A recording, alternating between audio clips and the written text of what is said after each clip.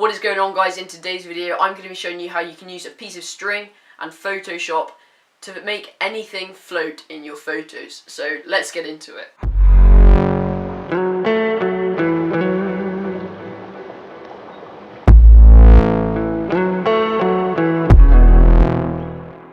So what I've done here is I've got a piece of string attached to this overhead rig that I made a few months ago, and this is just attached to an old Olympus camera that I have. Now don't worry, this camera doesn't work, but if you're attaching something to the bottom of your string that is valuable, make sure there's something soft on the floor underneath it, like a towel, and also make sure that it's tied on really well. Now what you're going to want to do is set your camera up on a tripod, then make sure it's on a timer. So once it's on a timer, just hit the shutter and take your photo. So once you've taken your photo, we'll take it across to Photoshop and go from there. Okay, so now we're into Photoshop. What we're going to want to do is go to the clone stamp tool to remove this piece of string.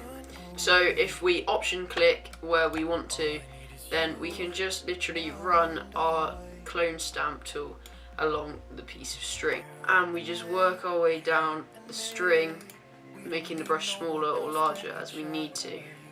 Now for this one, this is the harder part because it's around this ring. We still want to keep this smooth, so we just got to be really careful in the way we try and remove the string. Now it's looking all right down there. We'll come back and touch it up in a minute.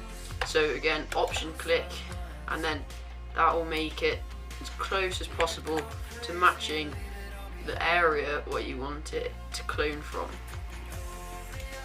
Just got to be quite slow in these areas. Keep going. This is where it gets a bit harder when there's a bit of detail.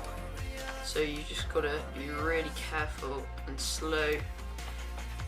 We'll probably have to come back and fix these areas in a bit, just because they look quite messed up from especially where this Nikon text is. So the line is kind of gone, but as you can see, especially in around up here, there is a very obvious line. So what we're going to want to do is just zoom in, and then we need to make our brush even smaller, down to about 15 pixels, option click, and try and fill in these holes.